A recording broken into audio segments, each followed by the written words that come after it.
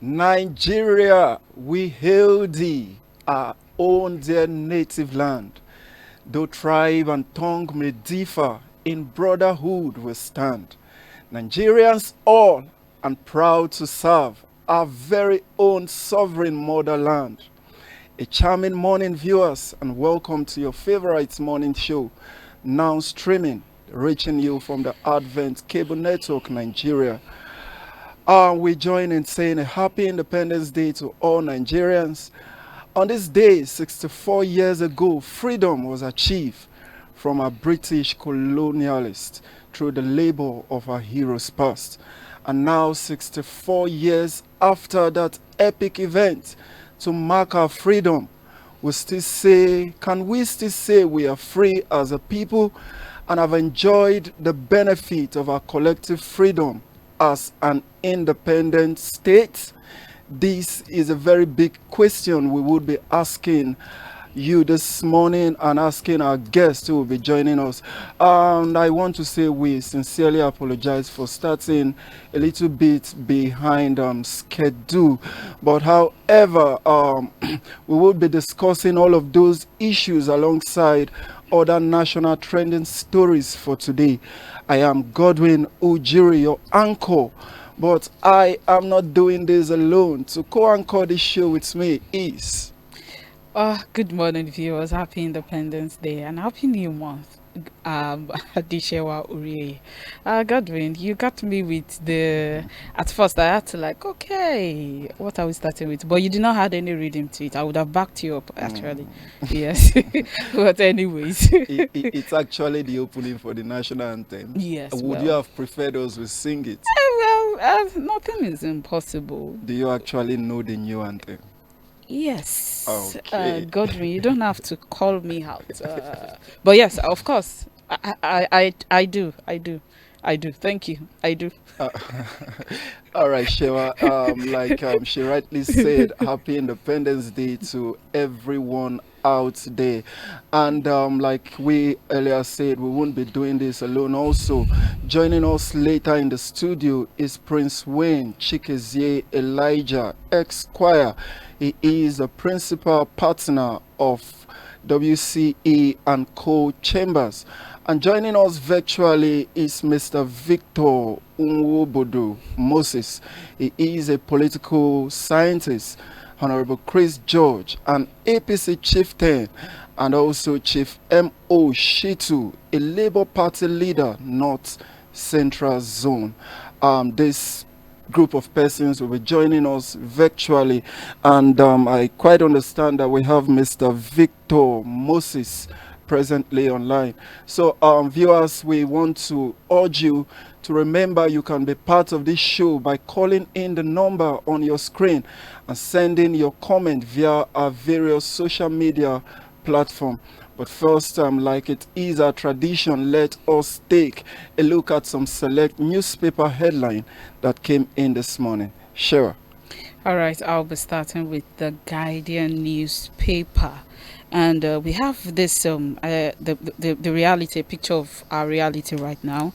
Economic hardship, political rift overshadow celebrations. But this picture says otherwise. You can see we are working hard, be patient and grateful, learn to pray and fast for national development. And you can see what is going on there. I think that picture right there shows what is actually happening. You can see what is in front of one person.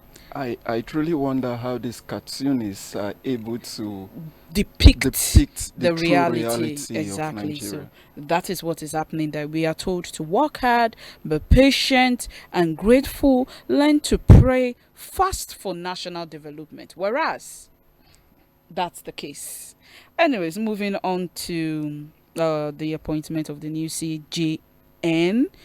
Akpabio Mukhtar set agenda for Kekere Ekun. That more of that on page 5.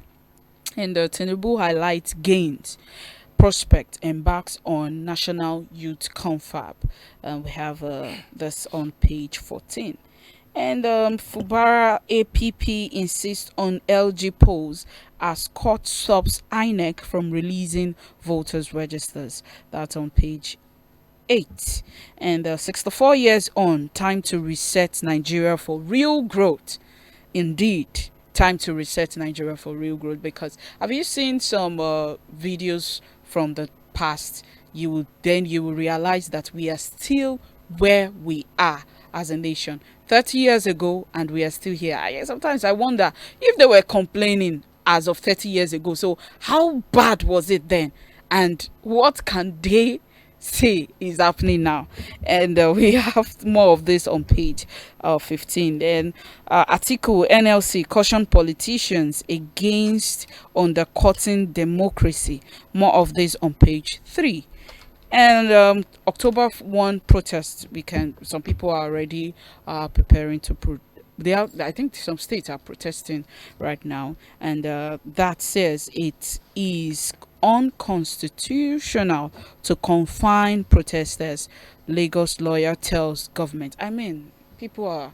Is it not enough? What is there is a Yoruba adage that says, "What is the joy of a prisoner that wears a watch?" You've got time, so what are you putting on? What do you want to use the time for? So that is just all I have here on the Guardian newspaper. Over to you, Godwin. Thank you so much, Shewa. At this point, we will be looking at the Vanguard newspaper this morning, and the Vanguard is leading with this very interesting one. And although I would say, Shewa, that we envisaged this, but it looks as though nothing is being done to look at it, and it leads us saying protests, police talk tough, organizers alleged intimidation. This can be seen on page 5 of the Vanguard newspaper. And then we have the rider there that says nobody is harassing organizers. This is coming from the federal government. And then we also have IGP orders watertight security nationwide. Then AIG Igwe warns against protests, says miscreant shite wants to hijack the protests. Then we also have this that says we won't allow protest or procession in FCT. This is coming from the FCT police command. Then we have anti-riot officers, equipment, counter-explosive personnel. That is, the police is deploying all of these gadgets and personnel to tackle any unforeseen event. Then we have no going back on protests despite intimidation. This is coming from no other person but Sowore. And then we have keep away from ports. Labour warns miscreants and protesters. On that also, we have Northern coordinators pull out. Civil society organization divided in Edo, Oshun. Group mobilizes residents. Then coalition kicks against protests in Kaduna State. And then just below that, right there, we have the picture story. And this particular story have been trending over the week. It shows the handover of 64 CNG buses to labor unions and also the National Association of Nigerian Students. And on the picture there, you can clearly see the picture of the Minister of Economy and also the Secretary and also the Chief Executive or Chief Secretary of the Nigeria Labour Congress and all others that graced that occasion. Then we have also food crisis. We are focused on eliminating terrorists, bandits. This is coming from Tinubu and can be seen on page 47 of the Vanguard newspaper. Then just clearly above the masthead of the Vanguard newspaper, you will see Nigeria at 64, Jonathan, Atiku, governors, NLC, others urge unity to tackle nations' challenges. Then we have this trending also. Bobrisky FG inaugurate 5-member probe panel. And then just below that we have Rivers local government poll. Conflicting orders bars INEC from releasing voters register to RESEC. And that can be seen on page 14. And just as Shewa you read earlier, it says CJN swears in Esan, Ubani, John, 87 others are senior advocates of Nigeria. This can be seen on page 9 of that paper.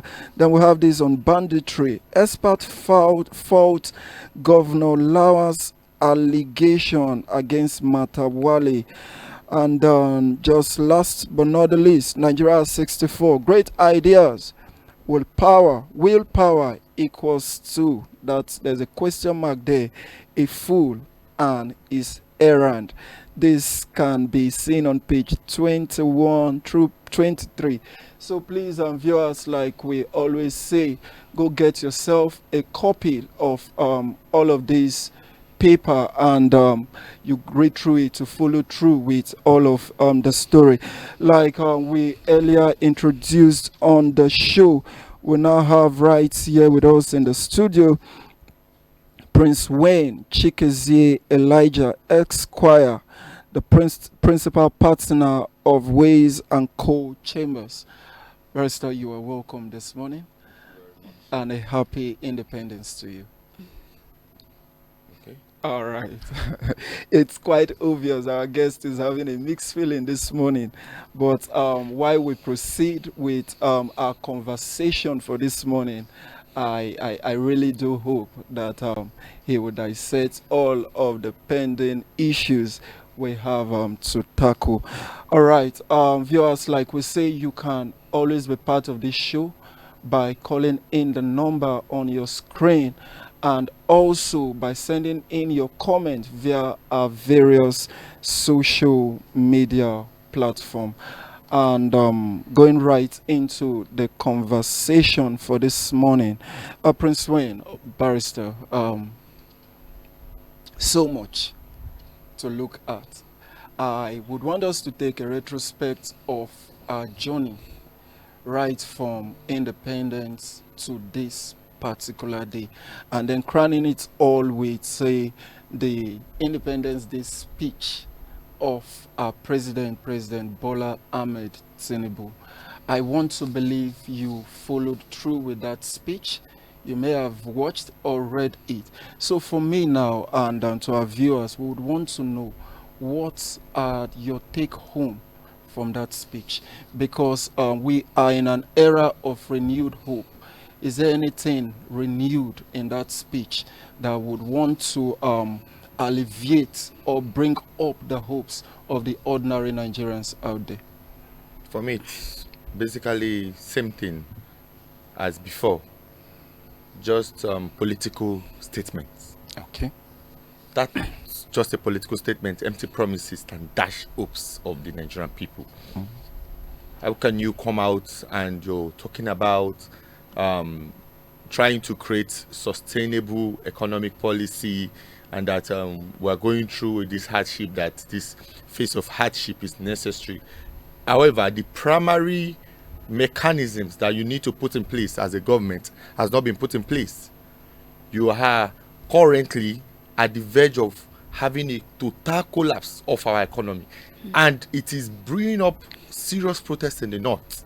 A lot of northerners are silently preparing series of unaware protests that I am very, very certain would bring chaos to Nigeria. Mm-hmm. As I was on my way just coming, I saw a lot of soldiers checkpoints on the road, trying to curtail.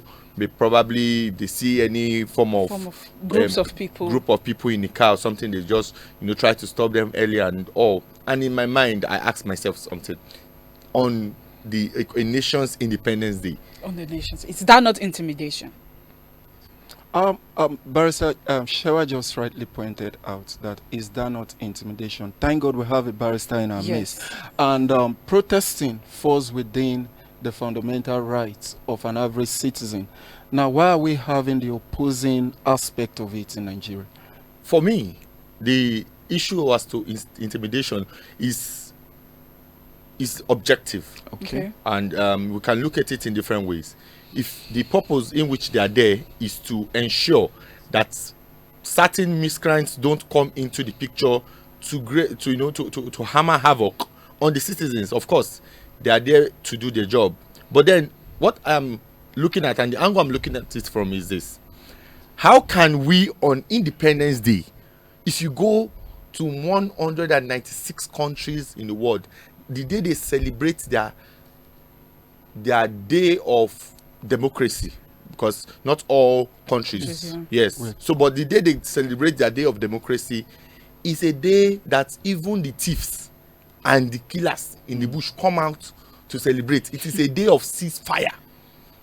It is a day that persons are happy to cook and give to their neighbor. It is like Christmas Day. Yes, I quite agree with that. You are bringing out our soldiers to put them on the streets, risking their lives, all in the name of you are trying to stop certain persons that may likely start protesting. And the question is, why are they protesting? I don't think they ask these questions because I know they should ask these questions. That why are people protesting? If everything is okay, I don't think people will come out to protest. It is very, very wrong for a person with executive power to feel helpless. By virtue of Section 5 of the 1999 Constitution, the executive powers of the Federation is vested in the president. The president is wielding so much power. It is appalling for him to come out and sound helpless in his speech. Because the way he was sounding as if he was helpless. Yes. If you watch the videos that was released days ago, how did we get here? He was asking us, the citizens. That question for me is like a person who raped my daughter asking me, how did I get to this point of raping my daughter, your daughter? And I'm asking you, sir, are you asking me or I should be asking you?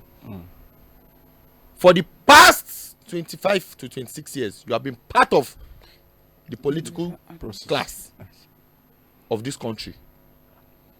Forget about the achievements in Lagos. We're not talking about Lagos anymore. We're talking about Nigeria right now. If you came out in 2012 to tell me who is old enough to be your son, that I should come out and protest against Goodluck Jonathan, that this removal of fuel subsidy is immature and is causing untold hardship, and I marched with you in Lagos, we marched together and we shut down this country for more than 1 week. Yes. Nothing. The economy crumbled for 1 week. And in fast track 2023, 11 years later, it was your turn. Now, you told me that I should keep quiet, I should not come and protest. I came out to protest, you arrested me and put me behind bars. And now, on this day, persons has come out and said, you know what, we are protesting again. Major thing we want is for you to release those people that were arrested during the EndSARS and End Bad Government protests.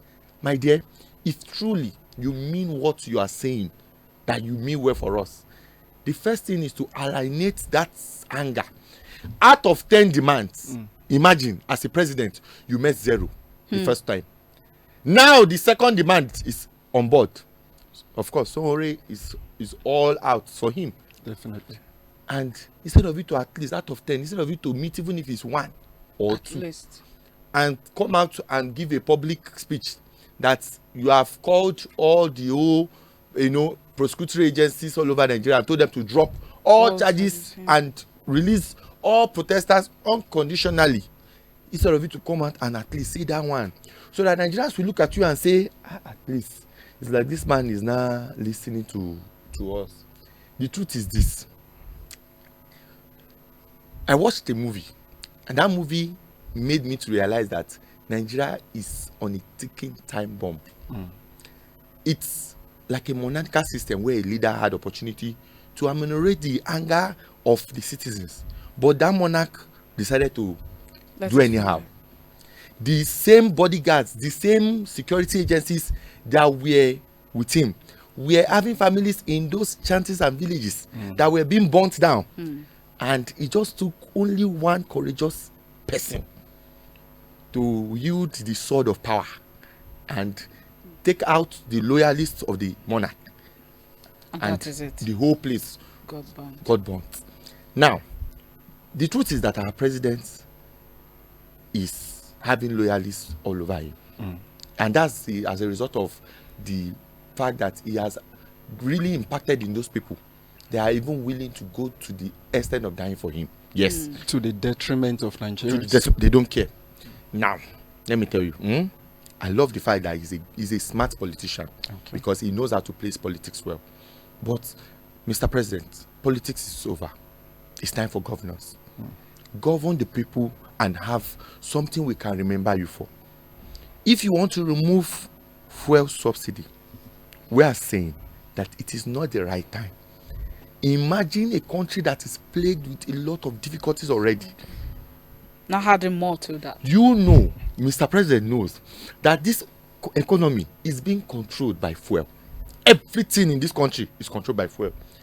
The moment you put subsidy on petrol now, today is 1st of October 2024, the moment you call NNPC and say, hey, young man, how much is Dangote selling for you to you guys? You say, so okay, you know what? Government will be paying 60%.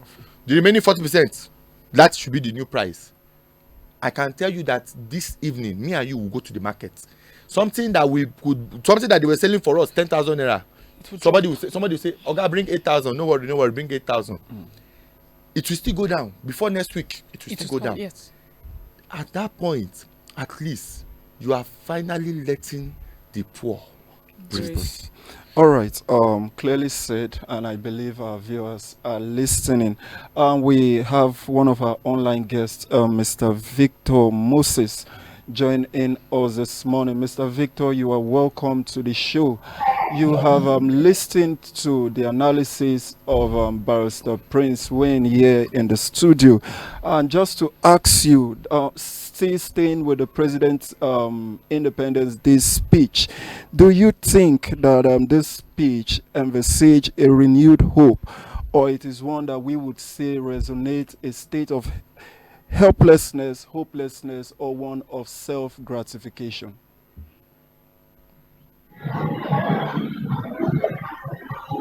Okay, thank you very much. The president's speech earlier today reveals something to us as Nigerians. It reveals how helpless and how hopeless we are in this situation. Because the body language of the president revealed to a great extent that we are in for doom right now. Now, like the barrister in the studio said, Pastor Prince, he said he should do something we'll remember him for. I think he has done that. Nigerians will definitely remember him for gross hardship, for intimidation, for inhumanity. Because, like the guest said in the studio, everything in this country is centered on petrol. All right, Everything Mr. in this Victor, country please, is centered. would want to plead that you bear with us a bit. We're having some technical challenges with hearing you while we come back to the studio, while Barrister Prince Wayne Chikezie will still be doing justice to all of these issues. All right, Barrister, coming back to you, there is one thing that like you rightly said, tracing the antecedents since when 16 months ago that present administration came on board. One thing we have never seen addressed or even tackled in any National Day speech is the issue of corruption. And clearly we know that that is a bedrock, or well, let's say the fundamentals of our problem. Do you think that this present day administration is hiding under that cloak of not addressing the main issue that is as big a multi-hydred a issue as corruption within all our national sector? The addressing of corruption that this present government is doing is to look at certain persons and address it on them. That is just the truth. It is a selective kind of addressing. How can you have at least 13 past governors, and I'm only hearing that it is just 4 that they are going after? One of the key corrupt figure in this country who was caught in camera, everybody knows it. Even the unborn children of this country knows it. They will come alive and watch this video because it is perpetually in social media. It is everywhere. This person is working freely, as if he's even the second president of the country. And he's still giving statements. Now tell me, how can you tell me as Mr. President that you mean well for me, and they are telling me that I should celebrate me while I have nothing to celebrate about? You have persons that are corrupt who you are giving power to fight corruption. In equity, we say he who comes to equity must come with clean hands. He who seeks equity must do equity. You cannot come to me and you are asking me to give you chance to breathe. Meanwhile, you yourself have not shown me enough goodwill in your actions for me to at least give you that opportunity.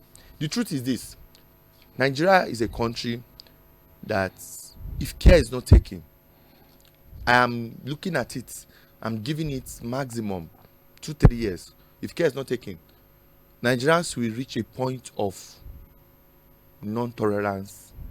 Nigerians will reach the point of it has gotten to the limit of tolerance and it will be choking them. And at that point, the truth is that people like me and you, who have no police officer attached to us as security aid, will be at risk. Yes. Because once the crisis starts, it is people like us that are the low class and middle class. But don't you think that we are presently at that stage? Yes, because an ordinary man cannot transverse the nook and crannies of Nigeria, in fact, freely, someone was without stabbed. an armed guard. I thought I saw that from you yesterday. Someone was stabbed.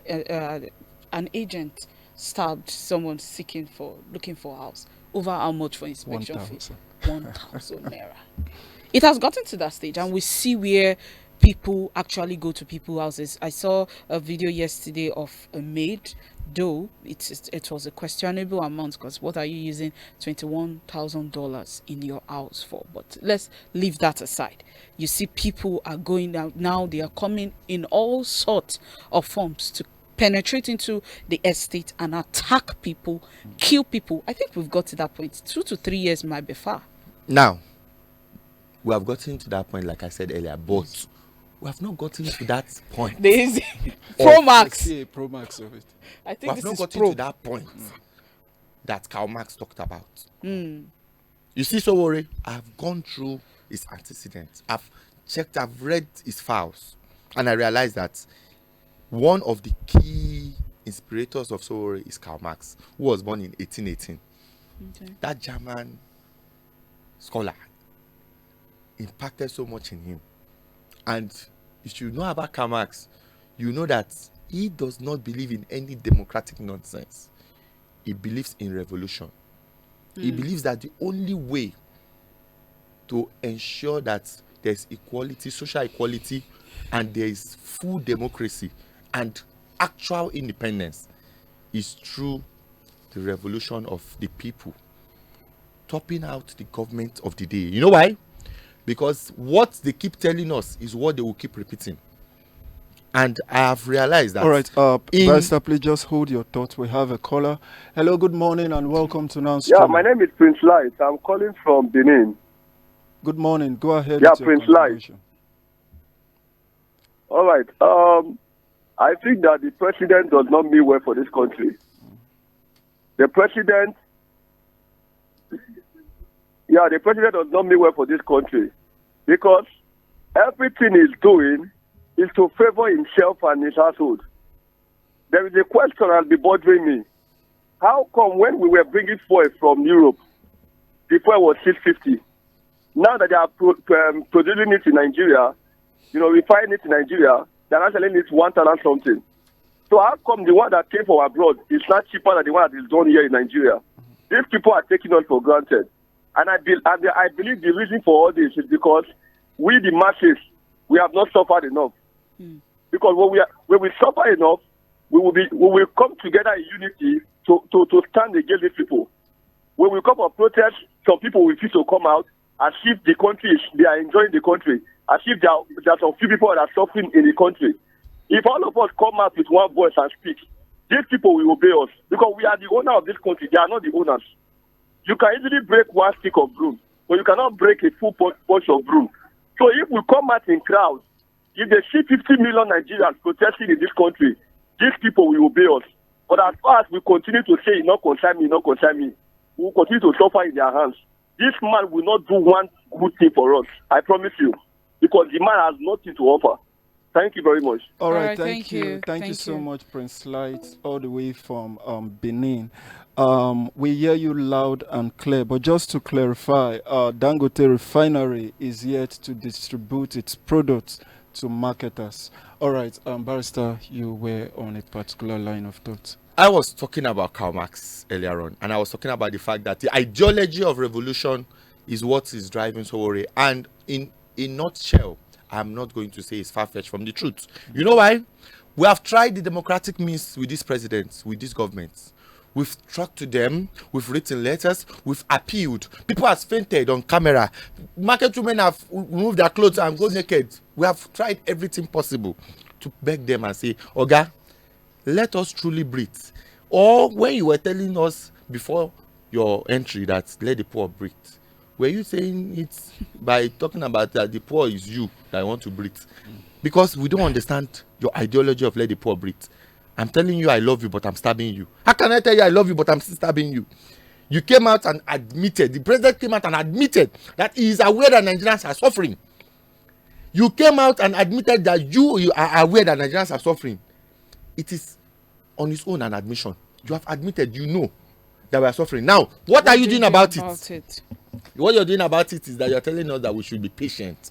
Be patient for how long? Somebody said, Barrister Wayne, can you please stop complaining too much? The president just came on board. And I said, Okay. In 2023, before Buhari left, my BP was 200.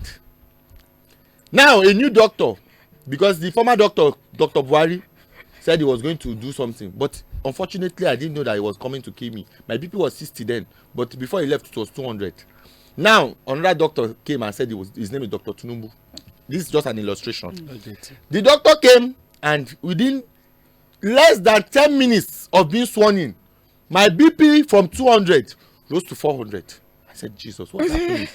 They said, don't worry, Barrister. Just continue taking this medicine, eh? You will be this fine. Medicine, don't worry, with time, your BP will go down. Within the 10 minutes of being sworn in and 3 months, from 400, my BP, from 400, I checked it again, my BP was 550. I said, doctor, I'm not getting better. Oh. He said, no, be patient. It's a baby process. This is baby suffering. This is a baby step. Don't worry, you will be fine. From 550, 1 year has passed. I checked my BP. My BP is 1001. My dear, let us be realistic and not being idealistic. All right. Is it enough and is it right for me to start asking questions? Because you are a doctor. You came in as a doctor. You told me you are a doctor. You told me you are a fixer. Mr. President, persons are dying, and as we are speaking now, people in Gwagwalada, in Kuje, in Abaji, people are dying. Even in Abuja. Just this Abuja, the Abuja. Walia is Abuja. It's no central. I'm talking about even the central places. Let's not even, because let me tell you, the mobilization will start from there. Okay. The people that will come out and say they want to die anyhow it is, they don't care. If you like, bring out your generals, bring out your colonels, bring out your majors, bring out your lieutenants, bring out your sergeants, your corporals, everybody, bring them out with the armor. Bring them out with all the armor tank. The mobilization will start from those places, those remote places. You see Abaji, you see Kwali, it will be a systematic thing. And I am seeing it because, like I said, I am an historian. I have gone through history and I have seen what happened in Afghanistan. I've seen what happened in Sudan. It is not far-fetched. The president was called upon the other day, and some persons reached out to him and said, the Southeast does not seem to really be involving in protest anymore, because every Monday and every day there seems like a protest. Yes. So what is the protest they are also protesting?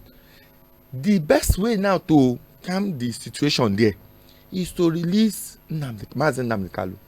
If you can release him, they were telling him, I read in social media that they've informed the president to release him so that he can go back home and try to what? And try to restore normalcy there. How can you have the whole entire country burning? At least, if the West is burning partially, East, North is burning totally, East is burning totally, can't you look for a way to ameliorate that people there, those people there?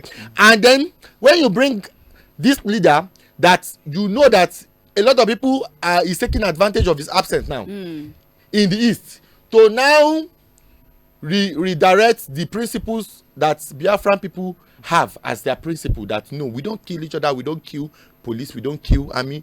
The only thing is that we defend ourselves against any form of unjust and inhumane acts that the federal government will try to put on us.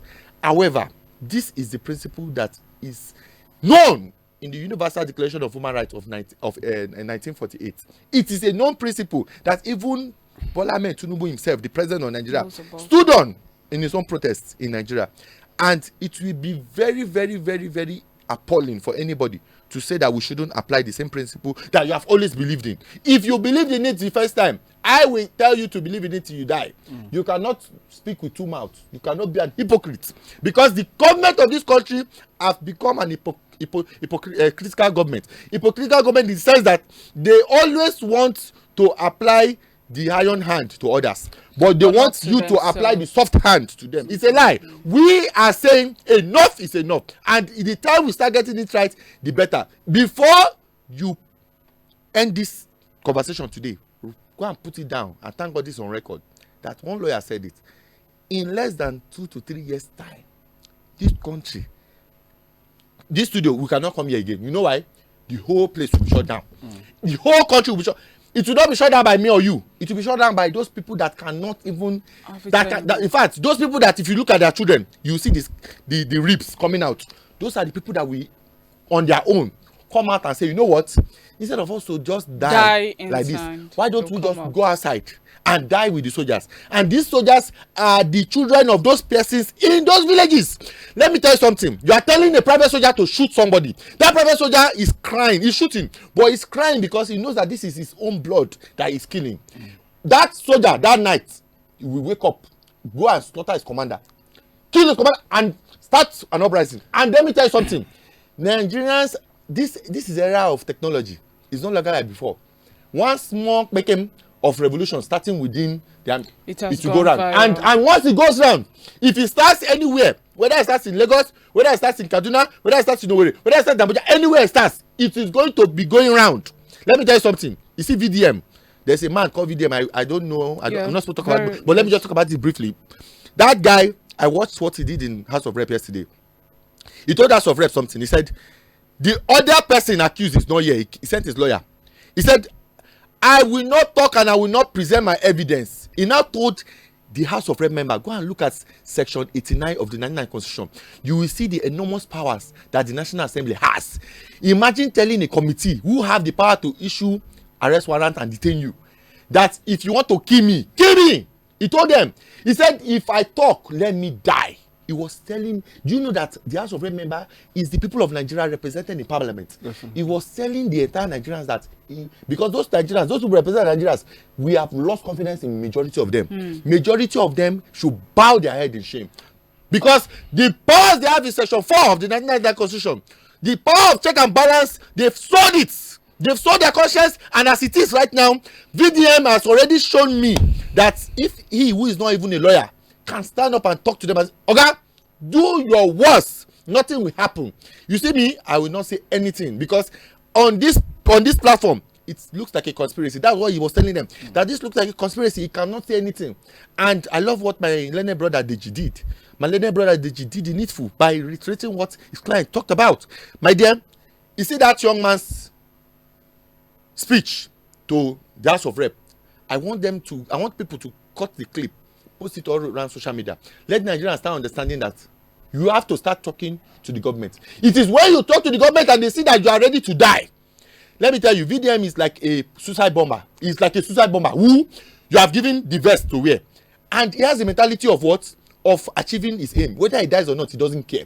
His aim is that even if you give him a headshot so that you can neutralize him, before the last spirit in his body will leave, he will detonate that bomb. Whether he kills the people he's supposed to kill or not, as long as he has achieved his aim, that is the kind of mentality Nigerians will start having very soon. Let me tell you something.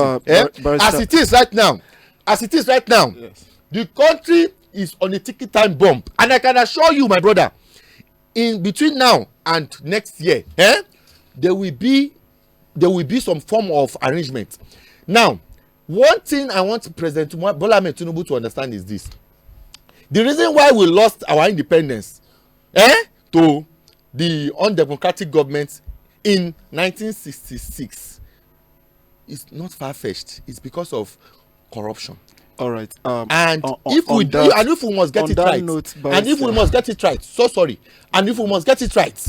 see, 1966, honestly speaking, for me, I felt like that protest, that overthrow of government was unnecessary because we were still growing. It was too early.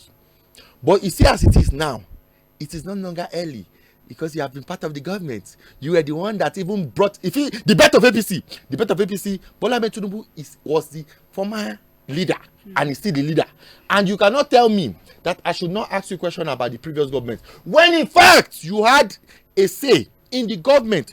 You were the one that was controlling the mode of production and distribution in that government, and then now you come and tell me that I want to ask question. It's just like Fubara in Rivers State saying he wants to ask question about Wike. Hold on, please. You say you want to ask question about Wike, but then you were the chief accountant officer. How can you be telling me that you want to ask question about your own government? That is exactly the alienation I'm talking about between Tinubu and Buhari. There was a synchronization and an understanding, and the reason why Buhari made June 10 our democracy day was because of the demand of course, Bola Ahmed Tinubu, because it was part of those arrangements that we need to have recognition for we the Yoruba people, because this is the democracy we're talking about. Bola Ige actually fought for this democracy, and this is what we're talking about, the iconic thinking of things. My dear, let me tell you something. As it is, those soldiers on the road, it is paining me that I saw my comrades. Those soldiers are my comrades. I call them my comrades because I'm an ex-military student. I saw them on the road and I was bitter because they shouldn't be on the road now. They should be celebrating Independence Day. If the country was working right, who is going to be thinking of any form of protest? Please fire on. All right. To just give details on the DHQ placing military on alert and CSO opposed troop deployment. The defense headquarters on Monday said troops has been placed on alert to support the police during the nationwide protest scheduled for Tuesday, which is today, and this was as senior lawyers and civil society organizations cautioned against military deployments during the rally, noting that it could aggravate the situation and trigger violence. The October 1 protest tagged and Fearless in October is a continuation of the End Bad Governance protest held between 1st of August and 10th in response to the economic hardship experienced by Nigerians. And before now, I think when we were reviewing the newspaper, there's actually a picture that depicts our reality presently, and I think the picture says it all, which is on the Guardian newspaper. They are telling us we should work hard, we should be patient and be grateful. We should learn to pray, fast for the national development. Yet they are amassing wealth for themselves. You were talking about corruption. Don't forget that the former administration had this theme. I think the theme is it change? A mantra for change. Yes. Change begins with me. So yes. They had that. They had this voice speaking about corruption, and for the full 8 years, corruption became something that I don't know.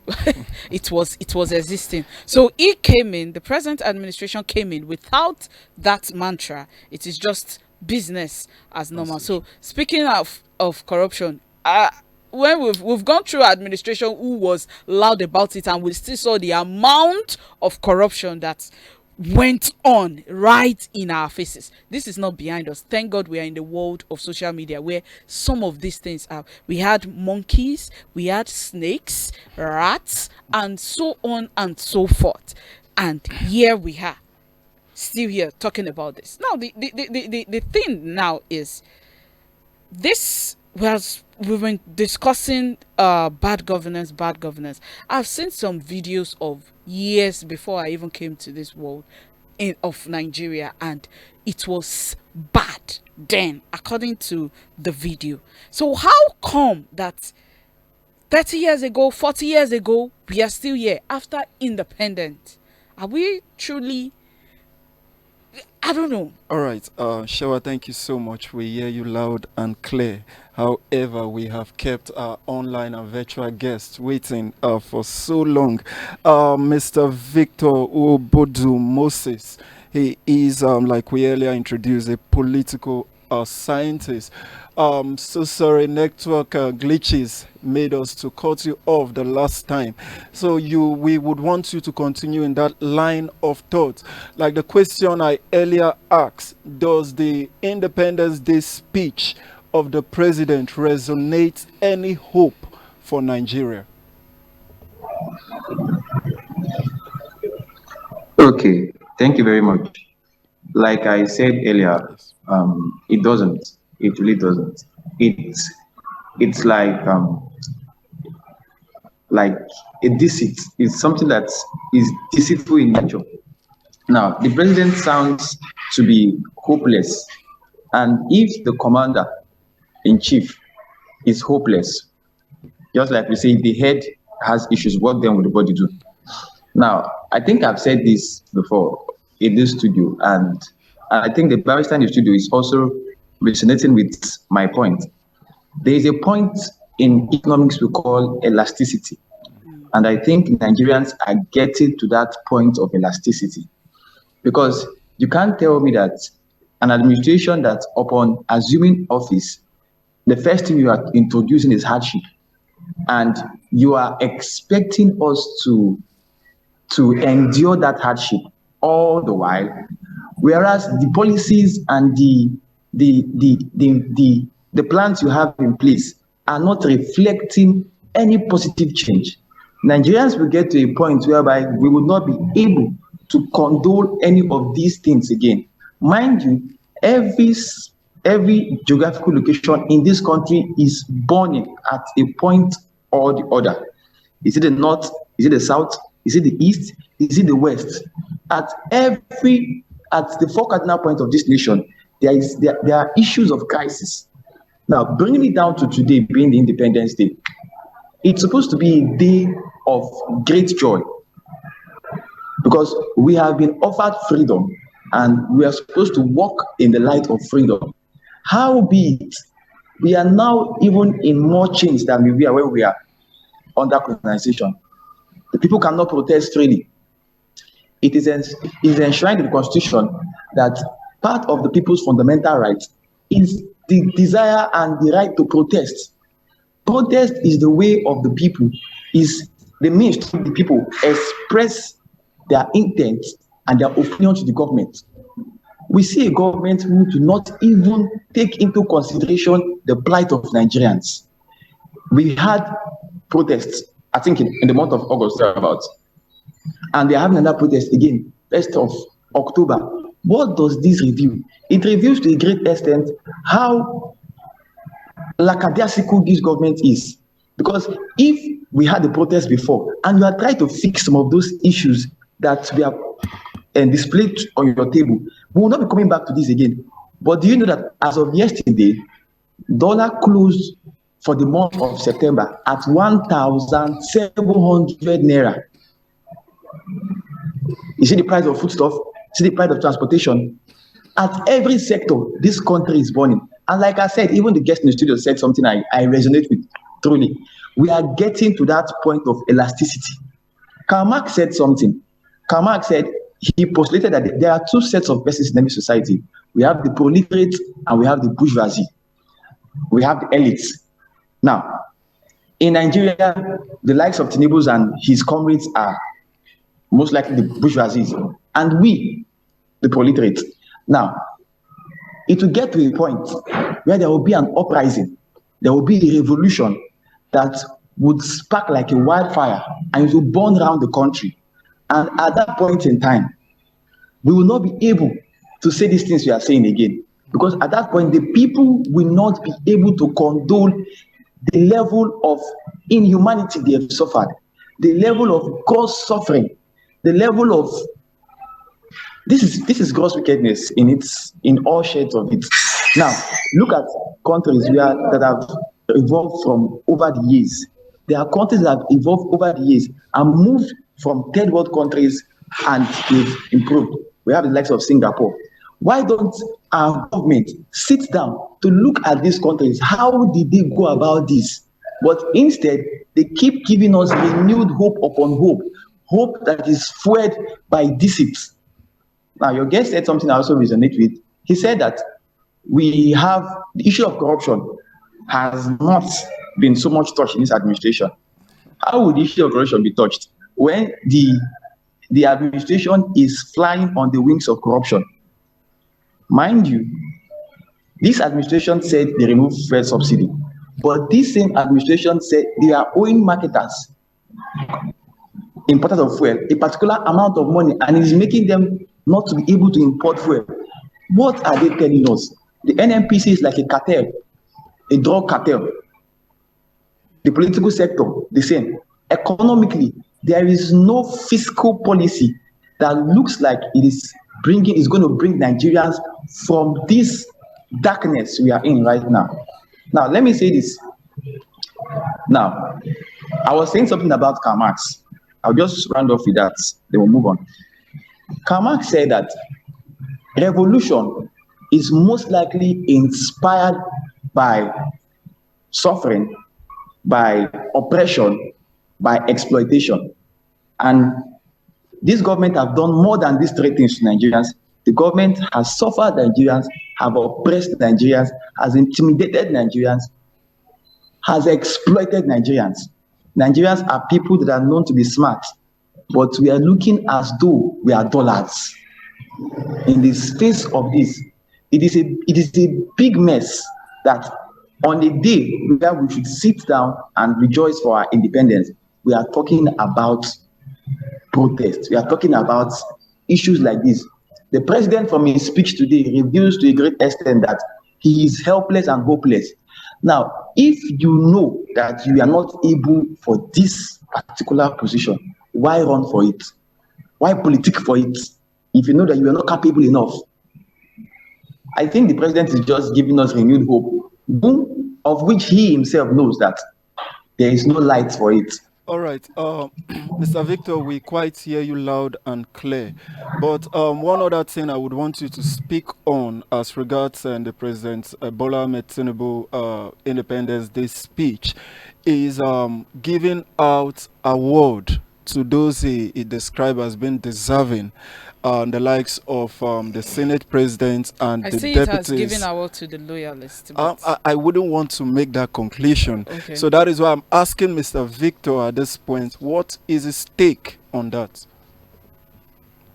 Is the timing right? Is the timing right for this kind of award given by the president? The timing for this is very, very wrong. And I feel, in my own person, that most of these persons do not merit such awards. Now, why would you say so, Mr. Victor? Because these supposed persons happens to be a Senate President, the deputy, who are representing the majority of Nigeria. So do you not think they are playing their roles as a representation at the national level?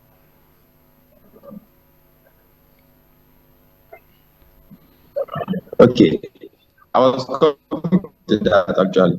Now, the House of the National Assembly and the judicial arm of government, there is something we call checks and balance to check if this other arm of government is acting within the confines of the Constitution and how they respect the Constitution. Okay. But if you look at it right now, the Senate and the House of Rep is in sync with the executive. The same with the judiciary. It's in sync with the executive. Now, I was going to say something before you asked this question. Now, I said something, I'll reiterate it, and I make bold to state this, that most of these persons are not deserving of this award. I would use it. But I think in this conversation, okay. there's something that got to me. Why is there no transparency between the government and NNPCL? Why is it that they can't come to the people? Why is there? How long do they think they can do this and people will keep at them? Because I'm sure they know that there will be a point where people will have to revolt. My point is, how long do they think they can keep doing this? Okay, sure. I think I would want to answer that question with another question. Okay. Who happens to be the minister of of petroleum in the country presently? Okay. You get. I think that will give us the right answer. But still coming to the studio where Prince Wen is here to do justice to this. Prince Wen, you listened very well to Mr. Moses when he was giving his own analysis. The question I asked is, was the award or given the as big as that, given on a day like this, is this what we are supposed to be seen from the president? The National Assembly should bow its head in shame. The Senate and the House of Rep members should jointly and severally bow their heads in shame. In a country that is as large and as big as this, having 109 Senate members, 360 House of Rep members, and the country is burning, and all you could think about was how you could lobby for yourself to be given an award. Nonsense award. Award that the whole Nigerians would piss on. Everybody will come out and piss on that award and pass it by. Because that award is a sham. What are we awarding you for? What have you done? I'm awarding you, for example, it's just like you donate me 10 million naira. I now said that we have an award on that day. We are going to be awarding one man for being the most reliable man that has always been helping people in Nigeria. People in Nigeria are like, who has he helped? Oh boy, it's 10 million naira that he gave to me. I'm giving him an award for that. You have bought an award for yourself. You did not merit any award. Even the people in the crowd will not clap for you. When they are presenting that award to you, people will be wondering, don't understand. How did you achieve this award? You are giving him an award that he helped the people of Nigeria. Even me, that is his cousin, I've not benefited from him. I'm suffering. So how on earth did you merit this award? It's just like that. In the university days, you see people collecting award of most social. However, this person is an introvert that has never been social in his life. And then question comes to the association. How come? ESCOs will be asking the president of the association, President, this award of most social law student or something, are you giving to this person? Everybody knows that even on the day of the award, he will not come. Like on the day of the award, he will not even come. If you ask him, he will tell you, I don't like anything that has to do with social. So how come? But you are giving him the most social. That's exactly what we are seeing in Nigeria today. You are giving someone a national award because you feel is the person that represents or that is a mouthpiece of the people represented in parliament. My dear, forget about it. The people represented in parliament ought to be called home immediately, if not because of the rigorous process that it will take under the constitution to recall members, assuming that it was a flexible process and not a rigid process. A lot of House of Rep members and senators would have been recalled by now, because that is the only way Nigerians can put them on their toe. Let me tell you something. Under Section 4 of the 1999 Constitution, the National Assembly has the principal and primary responsibility of ensuring that the executive arm of government is on their toe. They are the ones that put that fire and light that fire and use it to warm the body of the executive whenever they start getting cold. They are the reason why the US today is working. The reason why the president cannot do anyhow is because the lawmakers are there watching him. I think the reverse is the case here in Nigeria, because even as a law, we saw what happened. I don't want to mention, but to one of the House of Reps, which I don't know if it is intimidation that after saying what is expected of him, that look here, the president is not listening to us. It's closing doors. It's not having meetings with us. And I think 3 days later, the story changed and They retracted. Yes. That's in fact, if I as a man, first of all, it's like they chopped off his penis. Sorry to use the word, but then that's how I feel, because what makes you a man is your ability to speak. If you are cornered and you are being made to Retract the truth, what you said, it problem. means that even your son should call you on the phone and say, Father, I am extremely ashamed of you. Go to South Korea. South Korea is a country that politicians are known to have the utmost dignity. You see them, it is as if they should have any form of scandal. Oh my God. It is as if they should just take a knife and kill themselves and die. Without even the people launching without at the them. people even launching at them. That is what we talk about, the dignity of representation. How can you tell me that you are representing me in parliament? However, you are not even a dog. You are an ant that will just touch you small, you are dead. That is how you are. But the Constitution has given you enormous power as the National Assembly. You have enormous power to remove the president if you wish to, under the right circumstances. You can commence removal proceedings against Mr. President. All right. However, it is appalling that even on the day of his swearing in, the president's speech in removing the subsidy and subsequent acting on it is a ground for removal. Ask me how. How? On the 31st day of December 2022, appropriation bill was already on board. The first subsidy had already been passed to operate between 1st January 2023 to 30th June 2023. Now we call it money bill under the 1999 Constitution. Section 59 has enabled the National Assembly to pass that money bill, and they've passed the money bill. Now, between May 29 to 30th of June, those monies were not accounted for.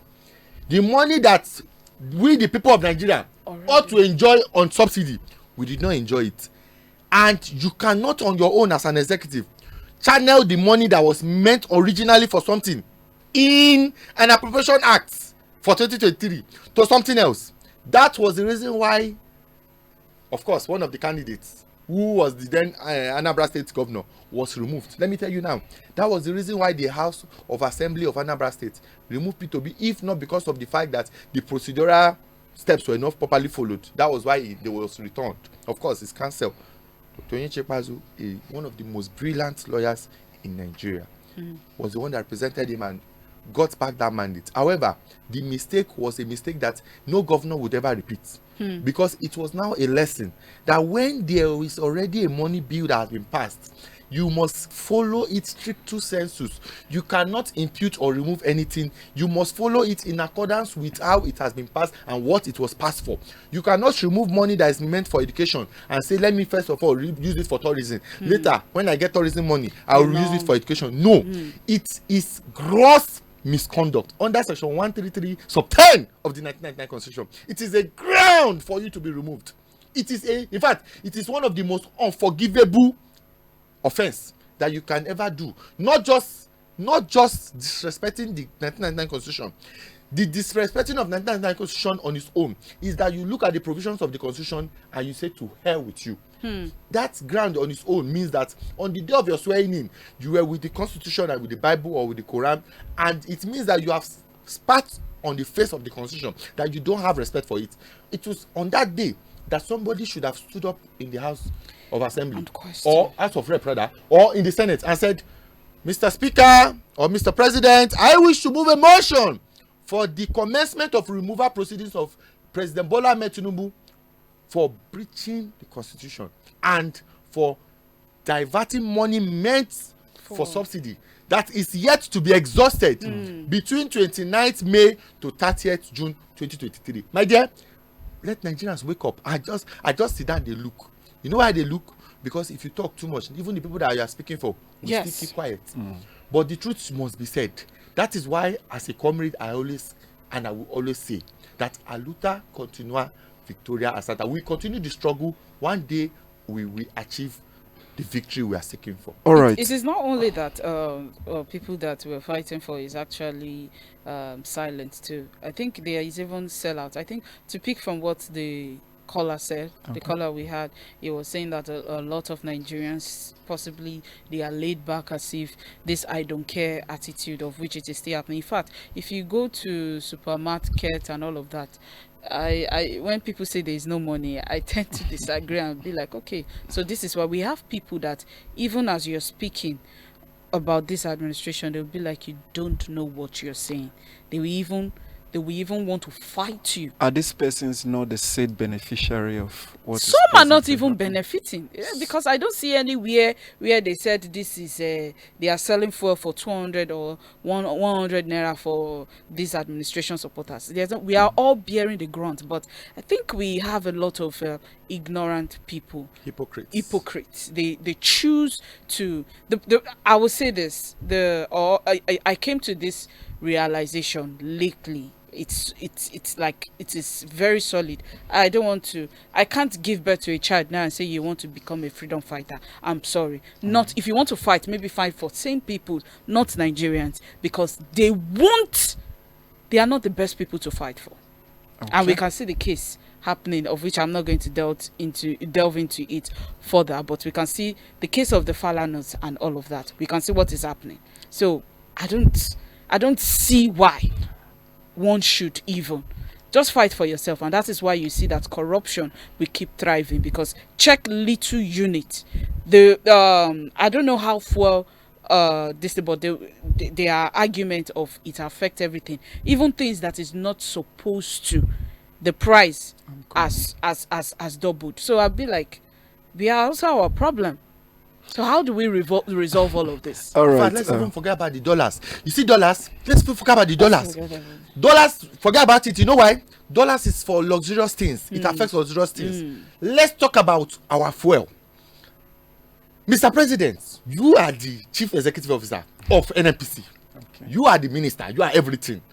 You are the one controlling the mode of production and distribution. How come? In fact, your own tenant, Dangote, is your tenant, producing fuel. You can call him to a roundtable meeting, discuss with him. Let's talk about cost of production before you put your price. Okay, you know what? No problem. How much are you selling?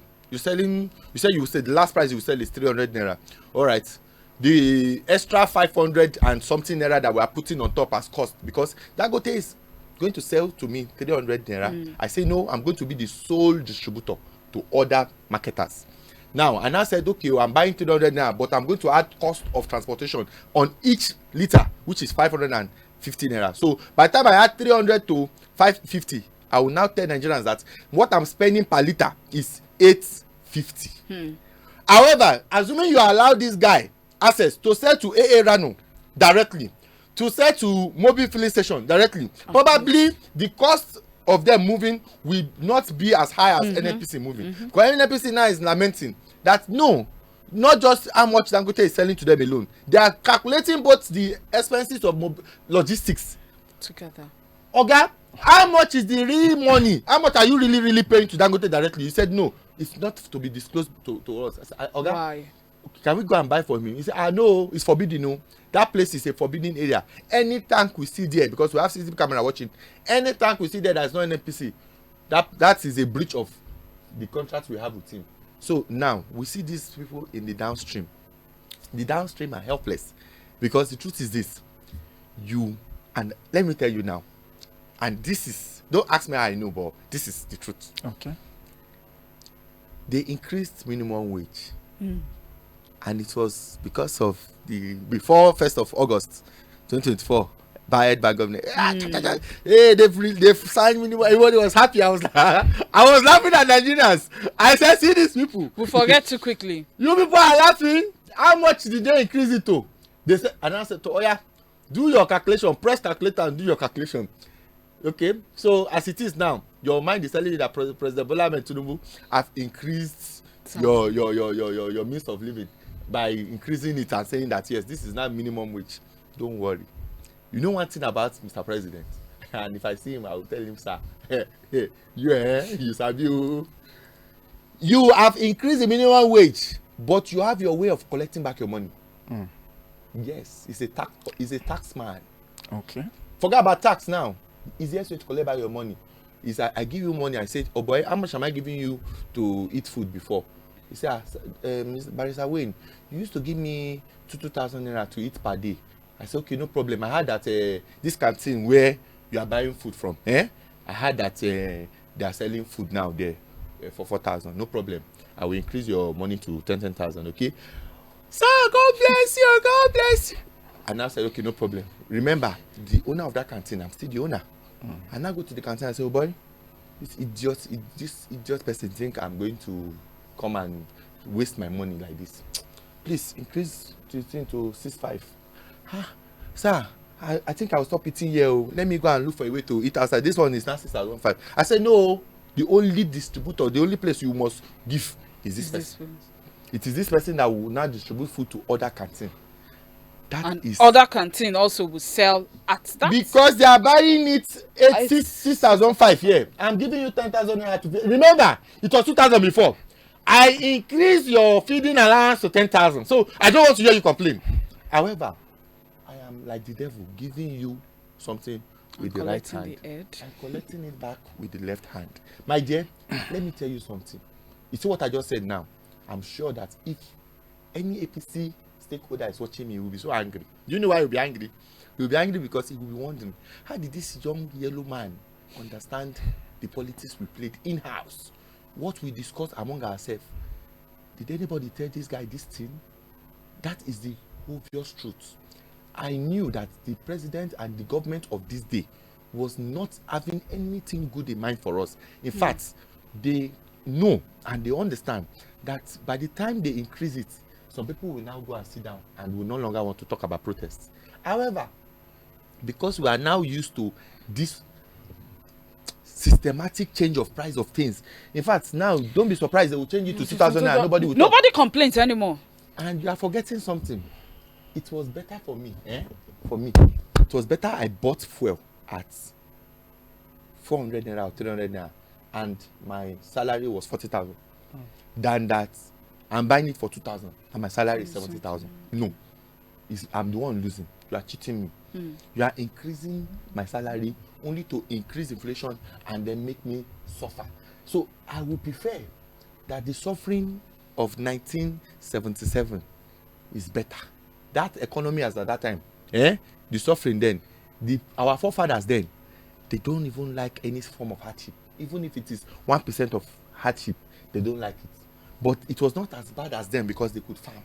But why is it that people that benefited from Nigeria when Nigeria is good are not making it good for the coming generations? These are people that went on scholarship. These are persons that graduated from the university. If you check the history, gave them car.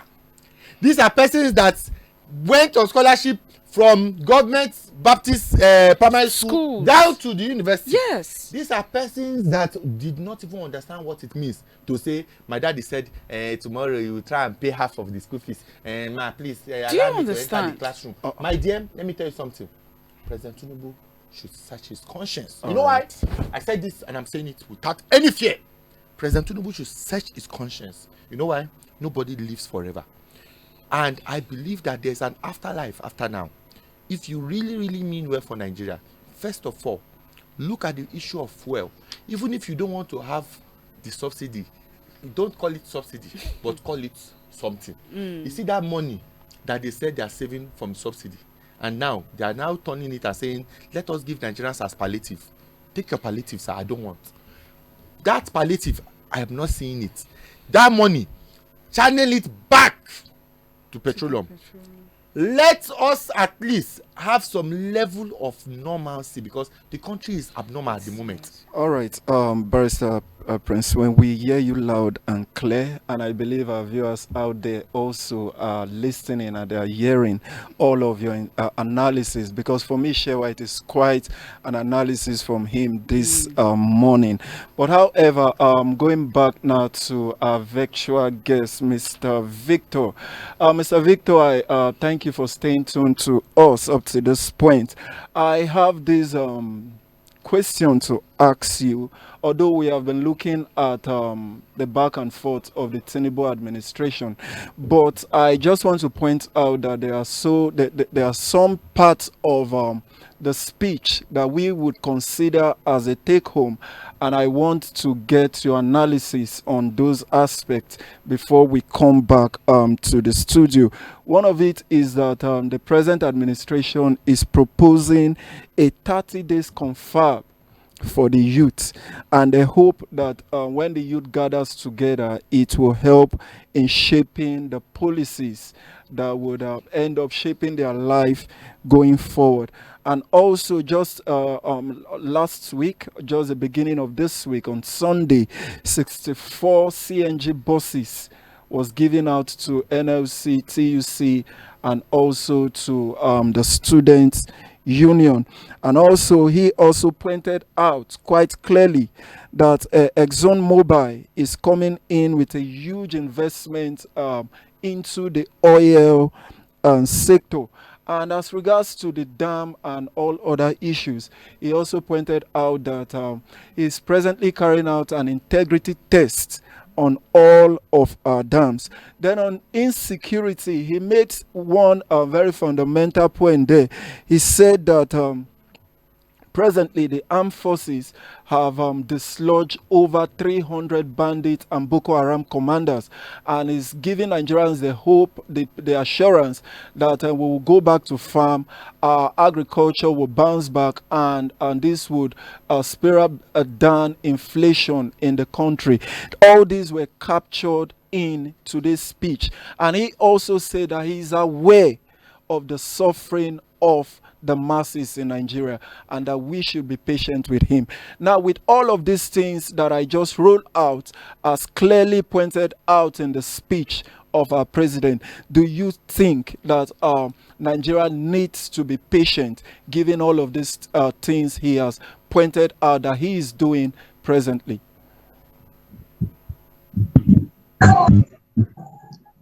Okay. First off, I don't think Nigerians should applaud the president for doing his duties. Okay. I don't think Nigerians should applaud President Tinubu for carrying out his constitutional duties and obligations to Nigerians. It's not supposed to be so. You are elected to carry out a responsibility. And criticism comes in when you fall or you fail. My own analysis, or I don't know if it's a statement or question, is why not make the environment enabling for the youth? Why this 3 million technical talent? Yes, that's also, it has its own advantage. Why not just? I don't think we are begging for scraps. And we as Nigerians, we celebrate mediocre stuffs. The loan thing, I don't see the essence of it. Like the analysis Barrister gave is like taking and giving back. Why not just make the environment enabling? There is a particular part of the statement that I feel it's like a clout chasing, and it is a gaslighting statement, because he's trying to put himself in a progress of hardworking Nigerians that they know. Nigerians are like people that they hustle like people that don't have parents. If you know that you don't have father, mother, or connection, you also like you don't have anybody but God. So I don't know why in the statement here, the president is saying that exactly 64 years ago, our founding father, okay, he said over decades later, 6 decades later, sorry, we can look back And Nigerians worldwide can see how well we have succeeded in realizing the lofty dreams of our founding fathers. How?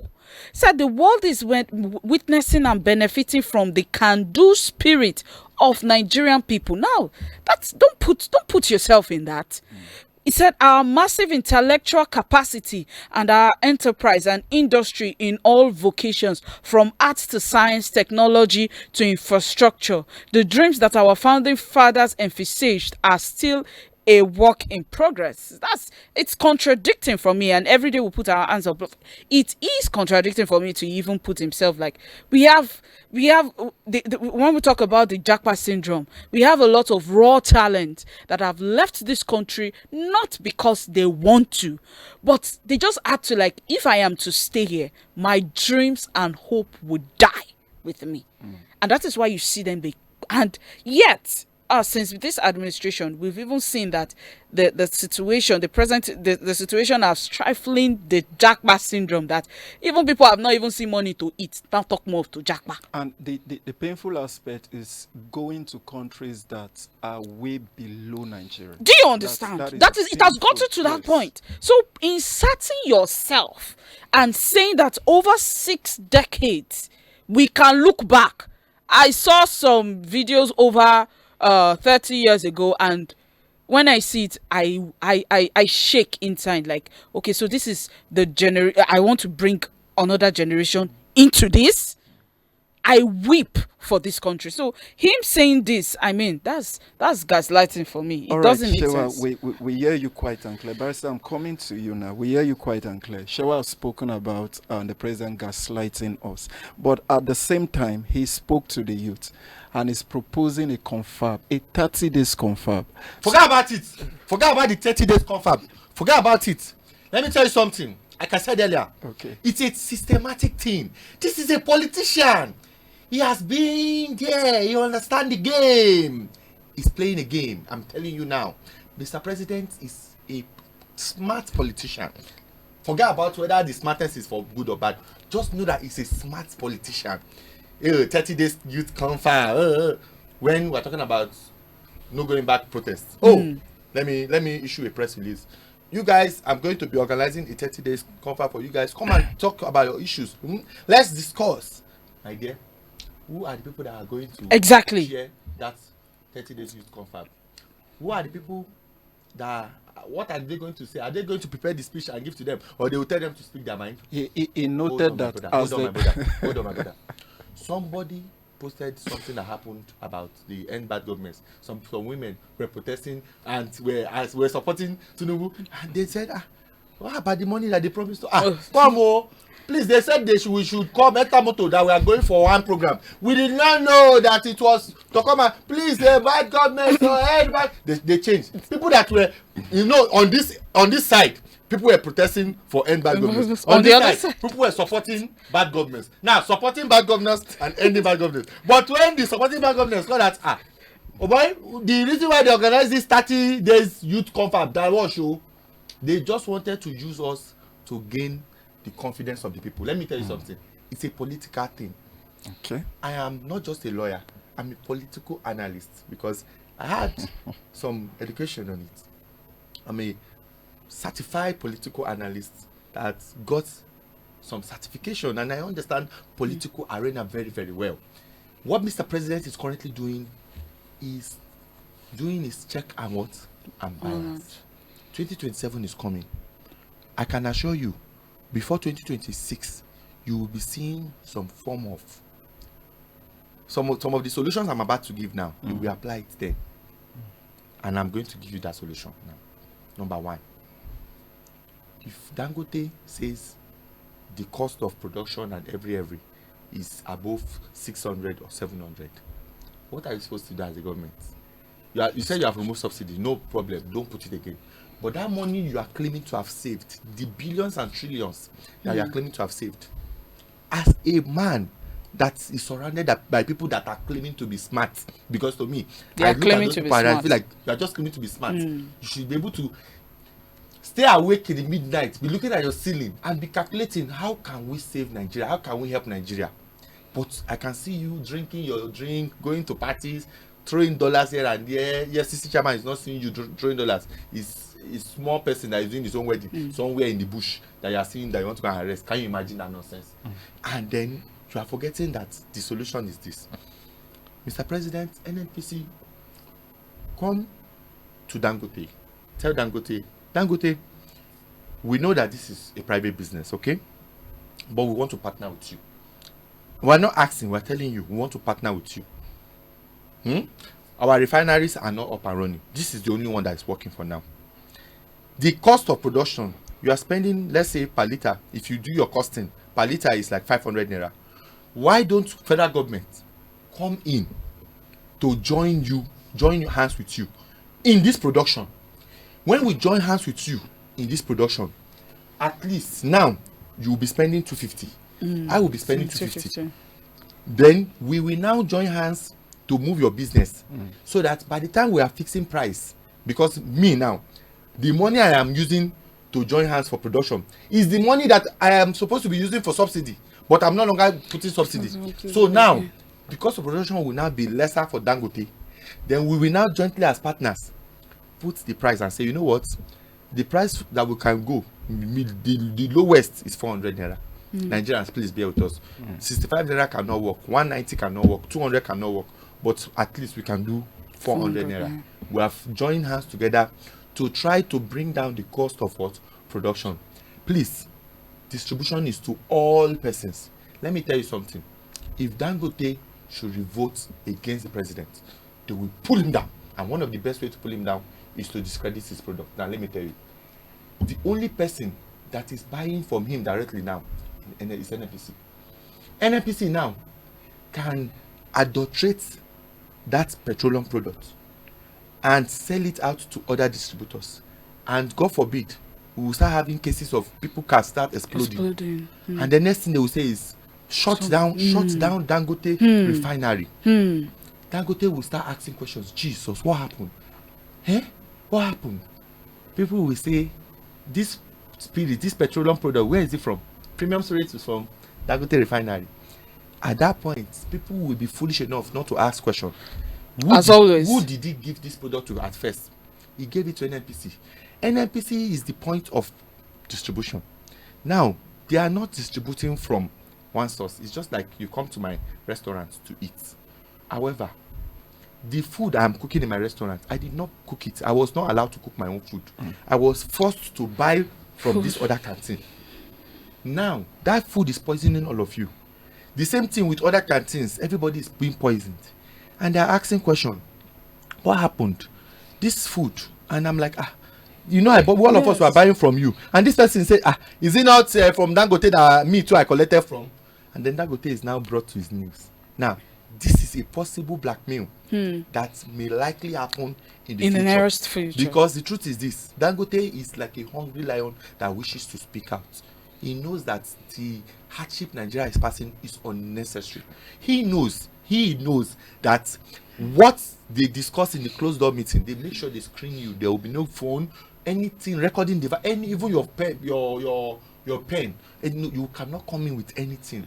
It is a place that you will be totally screened, and then the room for that meeting will be a room that will kill any device at all, because it is a high class secret. This thing I'm telling you now is a high class secret, and I'm telling you this thing without any form of fear. That you see, this country can work, but people don't want it to work. Let me tell you something, sure. You see, people that are selling generator, they are the reason why our electricity company will never work.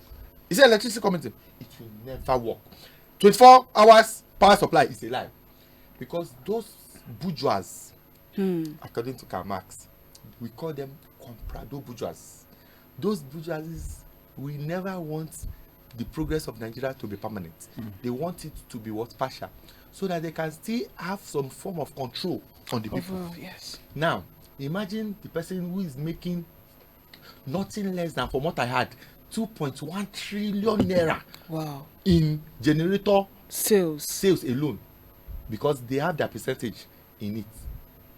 Meccano also, and all generators, anything that has to do with generator and inverter, they are benefiting from it. Now tell me, why will I give you stable power supply? Do I want You want to kill my source of income? Now that is what I'm talking about. Nigeria can work. Fashola tried, but they almost finished him. First enough, Yes. the man came. No, Fashola really wanted to work, but let me tell you, it overwhelmed him. He was choking because he said, forget say ACN, forget lawyer for you. This place we tell you how we do it. It's power waiting. Which dam? You want to generate what? Okay, kill that thing. Just give them 8 hours. Share it like this. Give them 2 hours now. Then take it for 1 hour so that they can on gen. If they are not on gen, how can we sell fuel? All right, from all of this analysis, can we ever get it right as a nation? The only way to get it right is sad, but I have to agree with Sowori.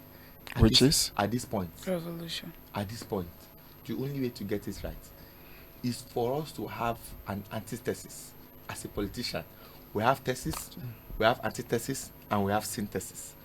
At this point, we need the antithesis so that we can fall back to have the synthesis. The thesis is the state of affair.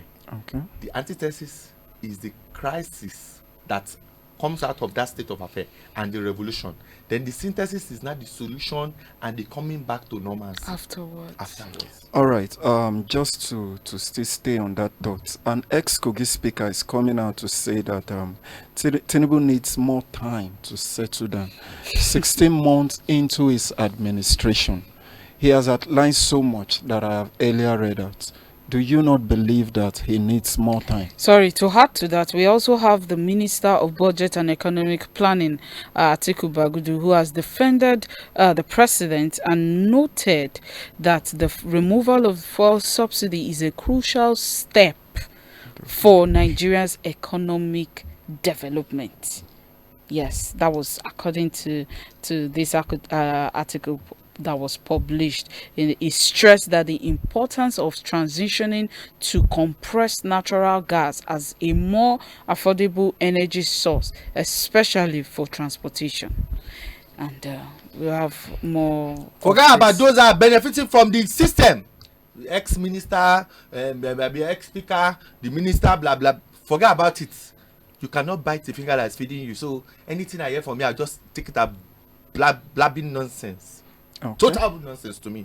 How can you tell me that he needs more time? I just told you now that my BP before Tinubu came in was 400. Now that Tinubu is giving me drugs every day to take, he said, "Don't worry, your BP will go down. Get well soon. We don't worry. This is baby step of your BP will still rise small, but afterwards it will go down. Now my BP is 1,000 or something. And you're telling me I should not talk. That is still early. It's too early for me to. What kind of doctor are you? Okay. If you are not capable of curing my BP, you resign." All right. And I want to say something. So sorry, please. I want to say something. Okay. Mr. President, if you are hearing me, this is specially for you.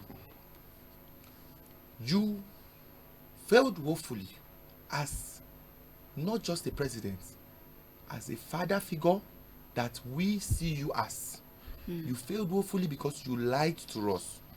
You told us in your speech, and I will never forget that speech. It was one of the speeches in your campaign in 2022, 2023. You said to us that the moment you come into power, you will do everything possible to ensure that the common man in the street can afford at least, even if it is 1 square meal a day. And as it is right now, the garri and sugar without groundnut or milk and tap water that the common man even used to manage, now he can no longer see it, because even the garri now is 1,000 and something. Mr. President, you need to come out and apologize to all Nigerians. First of all, come out and apologize and tell us that my children, the youths, my colleagues, my mates, and my seniors, and all Nigerians, I want to apologize to you people because I have failed in my principal and primary responsibility to ensure that you people breathe.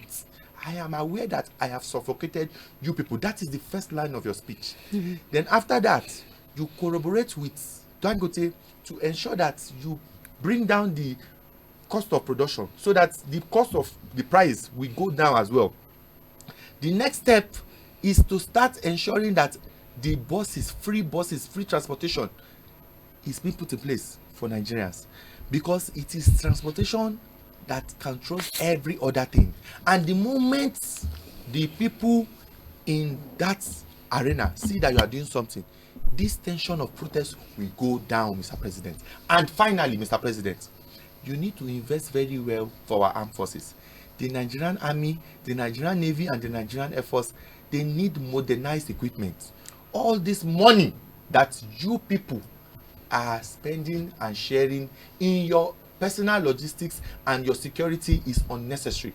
You need to invest that money not for your personal security, but for the national security. You need to go and buy armor tank. You need to go and buy a lot of sophisticated weapons to keep our borders in check, and for our military to be properly equipped to meet the standard of those people that are aiming to destroy we, the Nigerian people. And if you can do this, I can assure you, Mr. President, you will not need any form of campaign in the next elections, because the Nigerian people will call you the hero of their time. But if you don't do this, Mr. President, Karl Marx says something. Nigerians and the people that are in oppression will one day graduate from a class in themselves to a class for themselves. And it is on that point that revolution will commence. And once revolution commences, it is not like the one that happened in Lekki Toll Gate that happened on the 20th of October 2020. This time around, Mr. President, you will be fully accountable for it. And Mr. President, nobody wants to go down the line of protest or riot or anything. No, we don't want that. What we want is for you to talk to NNPC now and talk to Dangote now. The price of petrol should come down at least 400 naira per liter. Is sustainable for the minimum wage that you have just passed recently. Because as it is now, the cost of petroleum is not adding to the minimum wage. There's a need for you to review the minimum wage again now. If you are going to leave it at almost 1,000 naira, then there's a need to increase the minimum wage to 200,000. That way, we can now say it is reasonable that at least when you do your cost of transportation and your cost of living, then you can say, okay, 200,000 as minimum wage is commensurate to 1,000 naira per liter. But if we don't have that now, Mr. President, then you have failed. And the truth is this: Almighty Allah, who you believe in, who you worship, we question you, and we, the Nigerian people, we also question you. All right. I believe the president and our viewers are hearing you loud and clear. But lastly, on the show, from the very start, you've aligned yourself squarely to the personality of Showore and all of his antecedents, and clearly you have called out that if the needful is not done in Nigeria, we might be cascading into a point where revolution will only be the last option or solution. But just to ask this last question to you now, the defense headquarters has placed the military on high alert, and they have definitely deployed troops, of which you witnessed some while coming. Do you not think that restricting protests to just 2 locations, as at the present state in Nigeria, do you think that will work? It will not work, of course. This is what I'm talking about. I am pained that the military is being exposed. They are just tools. They are exposing our military too much, because these military persons are persons that are supposed to be indoor, awaiting the real issues. As it is now, not against the citizens. Not against the citizens. As it is now, you are already making the people of Nigeria to understand the strategy of these military people.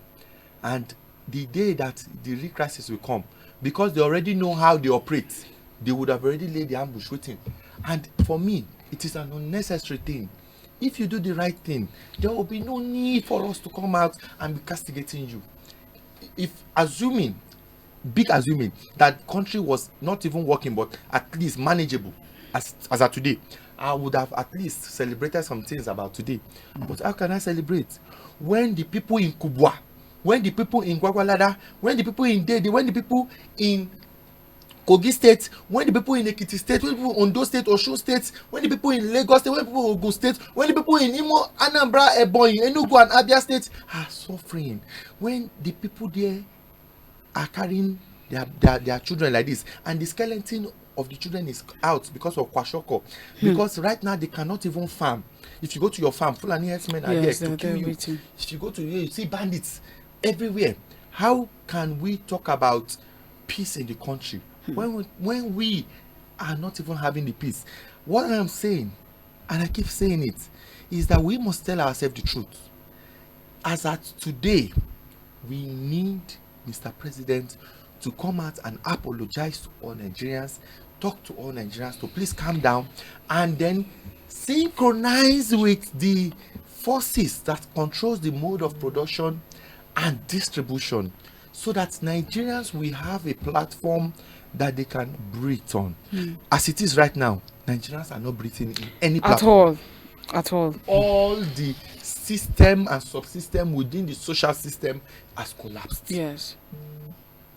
People go around frustrated and lamenting, which is not good, and that is why you see that a lot of crime will actually thrive more if care is not taken. My concern here is we started the show with so much of joy and with the whole of positivity, but with the whole of the analysis, I'm leaving the studio, or I will be leaving the studio being moody, and it's quite unfortunate. This is a 64th anniversary of a great nation called Nigeria. How did we get here? Your president asked you that. So I am asking my analysis. Mr. President knows how we got here. President Bola Ahmed Tinubu, he knows how we got here. But I guess he's on selective amnesia mode. Let us stop being fatalistic and ballistic. Let us stop the hypocrisy. Mr. President knows how we got here. He has been in government in 1999, 2004, 2007. He has been part of everything that has to do with Nigeria, whether partly or fully. Not. Yeah. Whether it is partly in Lagos or fully in as a Nigerian government, Mr. President has national level, everywhere. And right now, he is with the mantle of leadership. He has enormous power to get it right and to set it right. It will be appalling for the person who has the gun in his hand to be asking, who shot the shot? All right. We hear you loud and clear. But just a final thought for you now. Although he did not make it an independent day speech, but there's this clamor for reshuffling of his cabinet. Do you think that he has spent roughly 16 months, that from today going forward, if that is done, we would see, do you see any change coming as a result of that reshuffling of the federal cabinet? Reshuffling of federal cabinet. Yes. It's reshuffling of your ministers and everything. What are you reshuffling? The ministers. You want to reshuffle ministers? He is proposing reshuffling. Hold on now. You reshuffle. Are you reshuffling something that is working or something that is not working? Hold on, please. Just hold on, please. Are you reshuffling something that is working or something that is not working? You cannot place something on nothing and expect it to stand. The foundation on its own is totally faulty. The Mr. President on himself has to reshuffle himself first before you can even talk about reshuffling your ministers. Let me tell you something.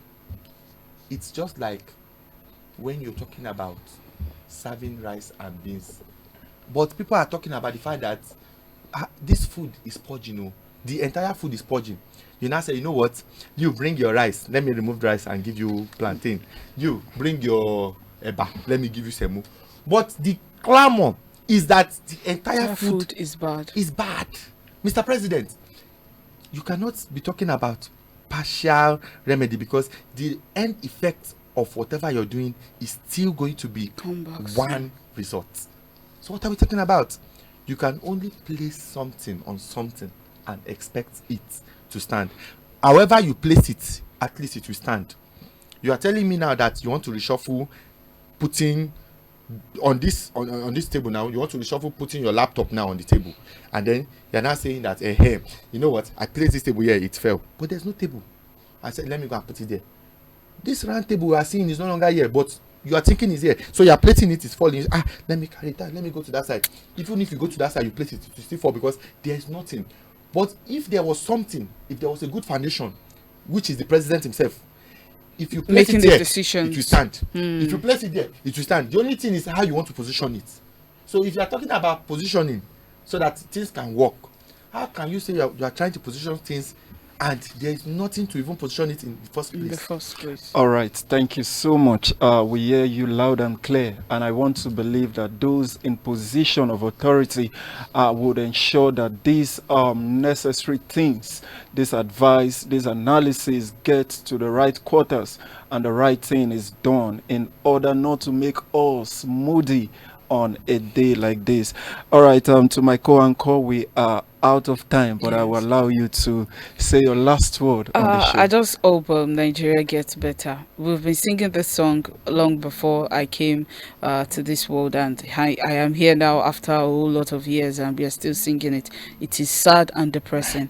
I hope people in power, today's administration, I hope they do the needful and be people conscious at least, because at a day people can't have it anymore. They are going to revolt back. I just hope those that just like our guest says, the people that is actually securing them are also going to revolt at some point. And please, who can you twist, or if not for the people that are securing you, because they are also bearing the grunt from their family, except the people, they are foolish. That is when they will not do the needful. All right. Thank you so much, Adesewa, my co-anchor for today's show. It was actually nice having to co-anchor with you Yes, today. mhm. Thank you so much, our wonderful guest. Your analysis was quite hot And robust. and robust indeed. This is Prince Wayne Chikezie Elijah Esquire, the principal partner of Ways and Co. Chamber. Thank you for making our time to be in the studio with us. And also Mr. Victor Unwubudu Michael, a political scientist, joining us virtually. We really appreciate you for your time on the show this morning. And also to our viewers, we say thank you for staying tuned. And we must declare by faith by saying, "O God of all creation, grant this our one request. Help us to build a nation where no man is oppressed. And so with peace and plenty, Nigeria may be blessed." With this, we would be drawing the curtain on today's show. Remember, you can get more of our programs via our various social media platforms and by staying tuned to this station. Till we come your way again tomorrow with other interesting topics, same time, same station. I am Godwin Ujiri, and bye for now.